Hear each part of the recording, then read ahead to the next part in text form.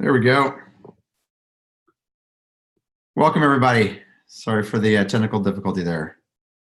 I'm Michael McBride, Chief Revenue Officer at GitLab, and this is my AMA. And this is an opportunity for team members at GitLab to ask challenging questions, hopefully, and I'll do my best to answer. Sharky, if you're on, go ahead and ask your question, but if not, I'll read it for you. All right, I'll assume that Sharky is appropriately asleep in Australia. Sharky's question was, as we scale and the business grows even larger, how do you see us maintaining, enabling, and reinforcing the GitLab values among the distribution of teams?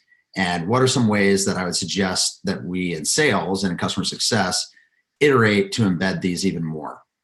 And I've got a few points there that I think are important. One is, the values are something that we have to maintain, enable, and reinforce in what we do every day. It's not a big plan that we do twice a year or something that we communicate in onboarding. I think it's important that we use them in everyday language in every meeting and how we frame decisions and give feedback.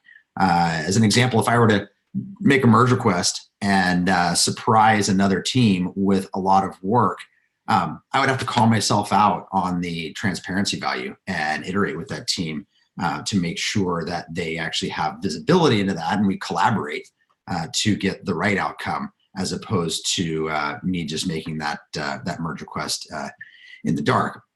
And that sort of self-assessment, I think, is an important thing that we can do when we give feedback to each other, but also to ourselves. I think it's a great thing to do a self-review against the values every now and then, and look across the values in the handbook and see where you think you can improve. I think one great thing to think about, especially in sales and CS, is there a gap between how we're living the values internally versus how we're living those with our customers? And an example might be, we might be efficient in our meetings internally, we might be efficient in our communications internally, but I could look at myself and say, am I being efficient and transparent with my customers? Maybe not. Do I have a great communication thread going on an escalation with our internal team? But that is not the same communication thread that we have with the customer. Well, that would be inefficient for the customer. It'd be great if they were actually just on the same communication thread and had full visibility into that internally. So I think the self-assessment is just as important as the feedback and assessment for others on the team. Tarar, I think you had the second one. All right, thank you for doing the AMA. Of course. So we seem to get most of our feedback from DevOps and sysadmin types who manage multiple different tool chains. They seem happy enough, but lack the insights into how developers are actually engaging with the system and either succeeding or struggling. What do you think we can do to get around that as a feedback collection method, either with anecdotes or actual data? Great question. And this is near and dear to my heart. I think visibility into how customers are using the product is really important, not just to the GitLab team so we can support and enable them and make better products. It's important to customers too. So there's product work that I know Mark and Scott and the rest of the team are working on to make it easier for us to provide that visibility, both to our customer success team and product team, but also to the customers through dashboards so that they can not only see what they can do to be more successful and get the full value of the product, but also so that we can support them early and we can see opportunities that they may not even see to help them take advantage of GitLab. And I know Mark has added a PM to the manage stage, and he added some notes in the Google Doc here. But that analytics for usage is really important so that we can start with making sure our product's actually delivering the full value that we want for all of our customers, but also deliver that as dashboards for the customers because they have the same interest in trying to communicate internally what is working and make decisions about what they can improve.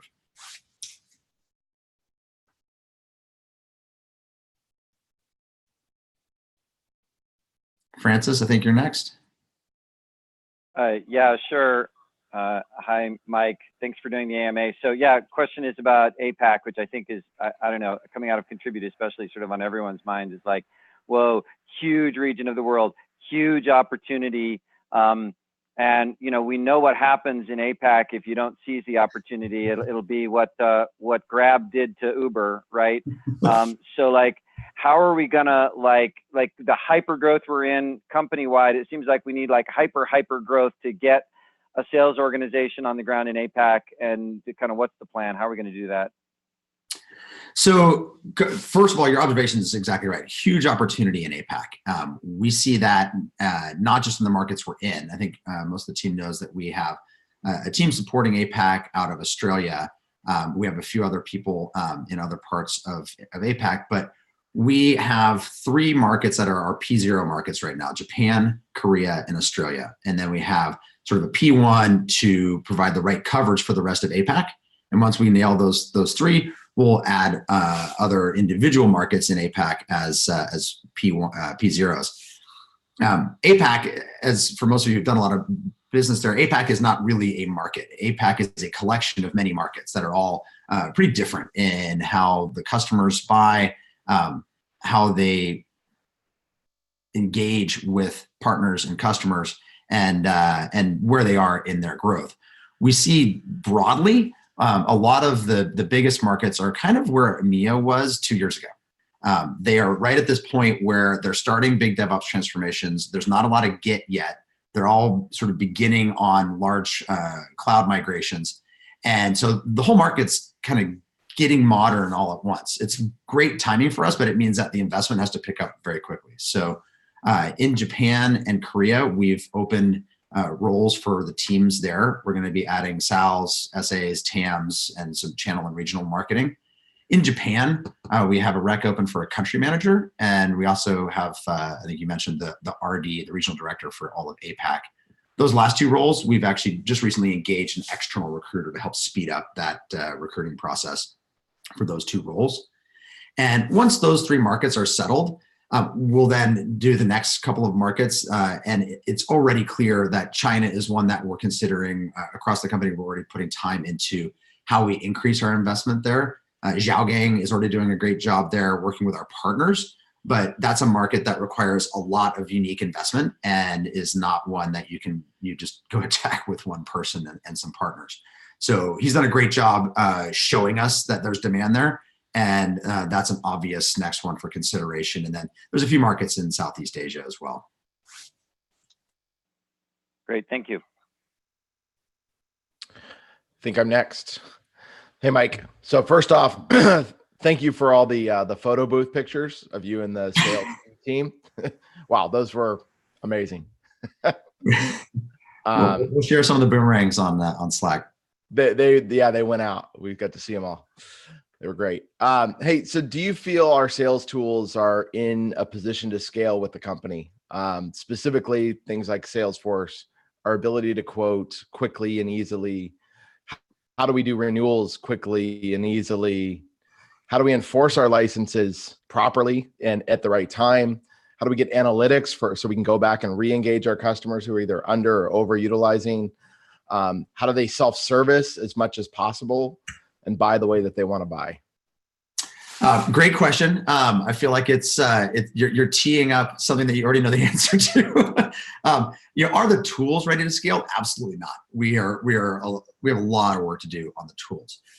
The good news is we've built a team that can actually iterate and deliver both efficiency and scale on the tools. So yes, do we have the team in place? A couple of those team members started in the last 6 weeks.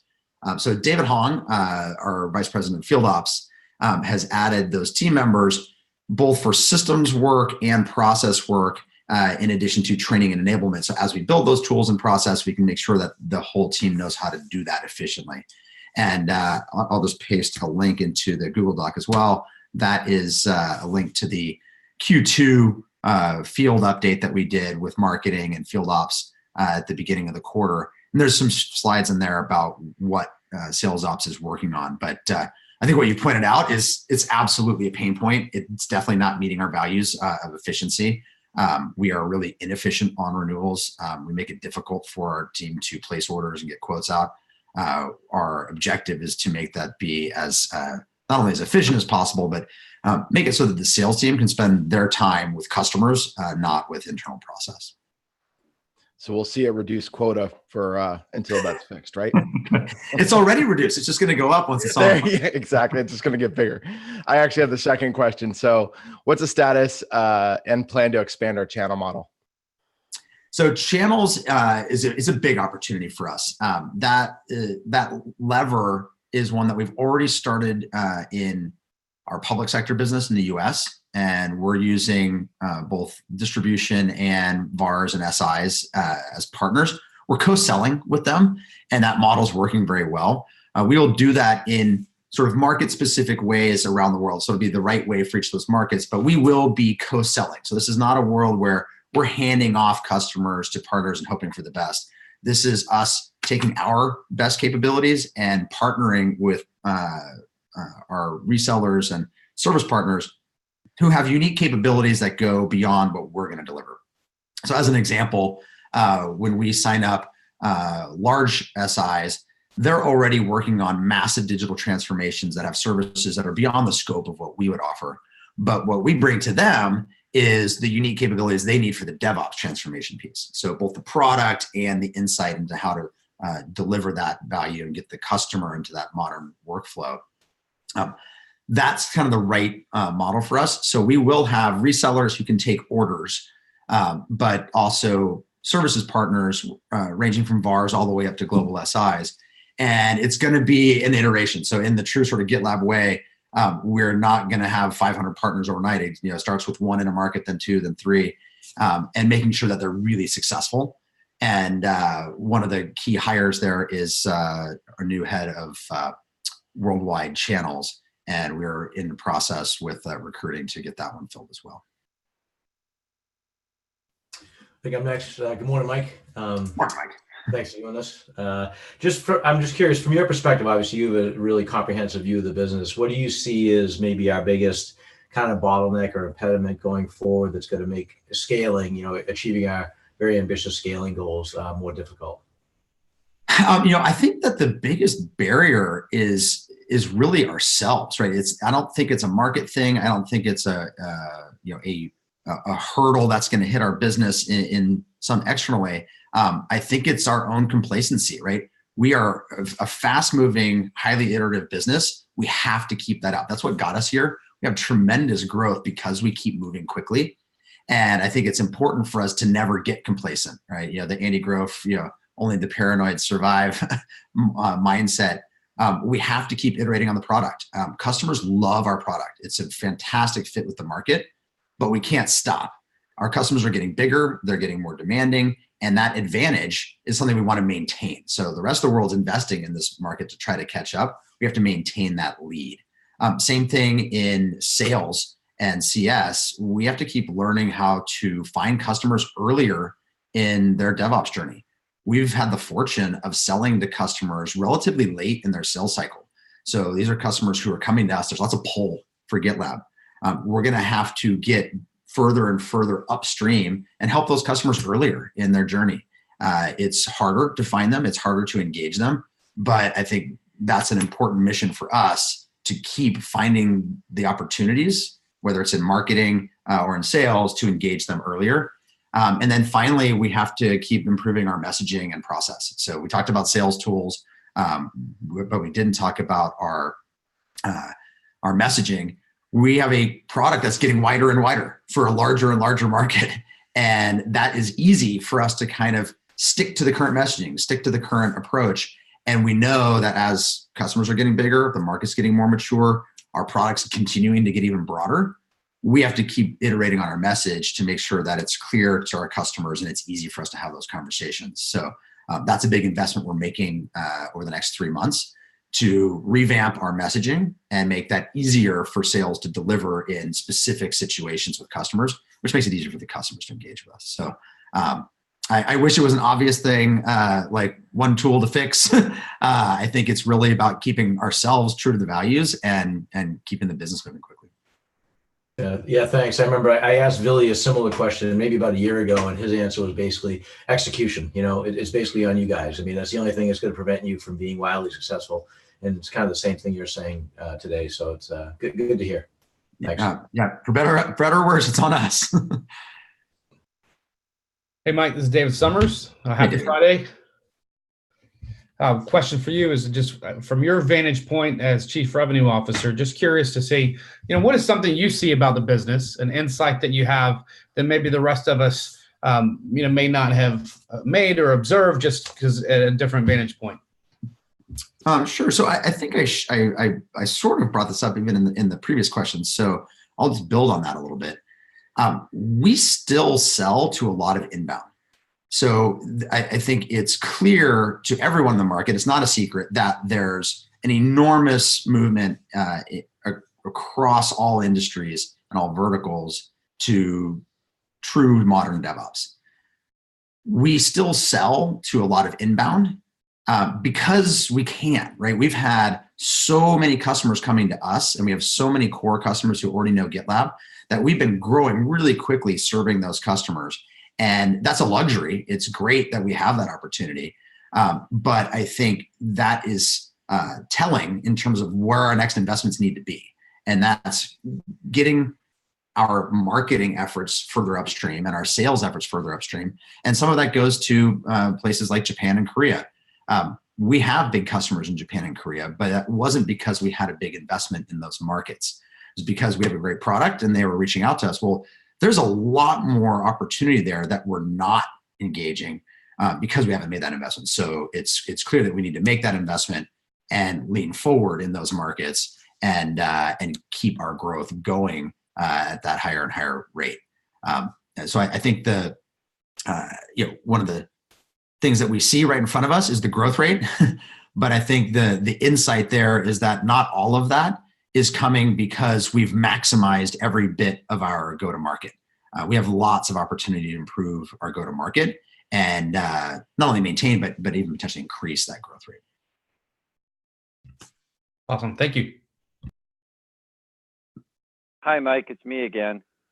We talked about this at Contribute a little bit, but it keeps coming up. I think this is the question about Ultimate and pricing. I think there's this kind of magic that happens when you're in the room that it all sort of makes sense how we're going to sell more Ultimate.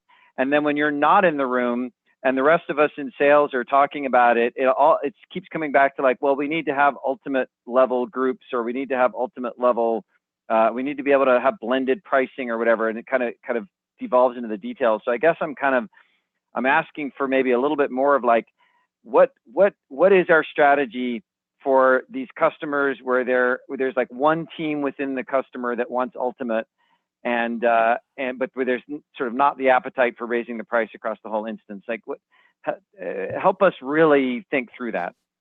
Sure. So this is a big topic, and I think one of the biggest challenges with Ultimate is helping customers wrap their head around the real value they're going to get out of using the product. There's an enormous amount of capability in Ultimate. It's very broad, and we're in the middle of our own journey, delivering more and more value within that product. So they're having to decide how valuable it is today and to which part of their organization. And I think to your point, there's going to be customers that have smaller groups that they can see an obvious fit today, and they're not quite sure about the rest of the organization yet. And the second piece is seeing where this is going to go for them. So they say, once we get through this journey, is that where we want to end up? Customers tend to, I think, see that one more easily than the steps from here to there. So part of the challenge for us is to help them see the value. And a lot of that just comes down to framing. They already spend an enormous amount on all their tools. And the price of Ultimate compared to that is actually a very good value. But they're sort of thinking about it as yet another tool, as opposed to an investment that they might replace a tool or two or get more productivity out of their team. So I think starting with the value of selling is the first part. And then the second, I think to your point, is how do we get them on the journey with us? And that's the part where I think instead of framing this as, hey, buy Ultimate for one group and not the other, it's figuring out which group is going to get value out of it today. And let's get you on that journey. So let's say a company had, I'll just use round numbers. They've got 200 total developers, and 100 of them they would like to put on Ultimate, and 100 they wouldn't. We'd rather have all those on the same instance and working together and collaborating. So we can work with them and figure out, well, this first 100, they're going to get a bunch of value out of that. let's figure out how to do a pricing model. That's maybe a 3-year pricing journey, that the pricing sort of goes up over time so that they start with just paying for that first 100, and they're still paying the effective rate for premium for those other customers, the other users. But then they kind of migrate over time as more and more of the team uses the full capability of Ultimate, and sort of help them through that journey without feeling like there's an economic gap because some of their team isn't ready for it. Give them the full benefit now, but help them kind of map the value that they're getting out of the product to the value they're actually paying for it. And they should exit every year saying, that was the best money we spent. If we do our job right, they should feel like it's a home run. And it's a little bit more of a, to go back to the values, it's an iteration for that customer as well. And we just map the commercials to that. Great, thank you. Yeah, so on the same topic, I kind of have like you even said in that example that you'd have 200 developers, and so you're licensing for the number of developers. But we don't license by developers, we license by users. So the most junior analyst in the company who just started costs the same as the best developer that you've ever seen in your life. I'm wondering if there's a way to divorce those and say that here's your order of magnitude number of users, here's your order of magnitude license. And I think that would be easier for companies to kind of swallow. This particularly affects those who are coming up from starter to premium or from premium to ultimate, where they see it tied to a user. So they see an individual costs more now.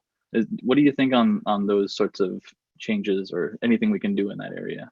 Yeah, so I think we're constantly reevaluating the best way for us to price and package the product. Right now, the way we have it priced, we think works well. And the important thing for our customers is one, we do have the concept of guest users in Ultimate, and that helps to release some pressure for users that are not full developers and aren't using all the capabilities of Ultimate. But for developers that are using Ultimate, we sort of want all of them to get way more productive. So we would like for the newest, youngest developer to start taking advantage of all the capabilities of GitLab and learn how to be a high-performing developer and make that easy for them. So part of the value of GitLab is to help bring up the whole organization, have everybody on the same playing field. So I would sort of challenge that customer to come up with sort of the way they think about the value that GitLab brings to each of those users. And if we're talking about Ultimate, let's try to map our product and pricing to the value they see. And if that needs to be a 3-year journey, we can make that a 3-year journey, but we'd rather get them going on it now. And the customer is not going to pay more than the value they see. So really the work is on our side to make sure that we're showing them the full value. That answer the question? Yeah, I think so. Just a heads up, we are at time, so we've got time maybe for one more question. All right, we'll take one more, Paul, and then I'll answer the others offline in the document here. Great. Good morning, Mike. Thanks for taking the time this morning. Of course. You're hiring a ton of people, specifically by the end of the year. It's a tough hiring market. One, are we on plan for hiring across every function? And if not, what are we going to do differently to actually hit those hiring plans? Awesome question to end on. So number one, I can speak to my own organization. We are not on plan. We are behind on our hiring plan significantly. We have a get well plan that we're trying to get caught up by July. That hiring plan, one of the things that we're doing differently is we treat that just like hitting our sales targets. It's a forecast every week, every single role that we have open. Where does it stand? Is it on track? If it's not on track, what are we doing to get it on track so that we can get all of the roles filled with the right quality and the right diversity and meet the objectives of the team that we want to build. But we have to treat it like it is. You think about the things that are most important in our business right now, at least from the sales perspective.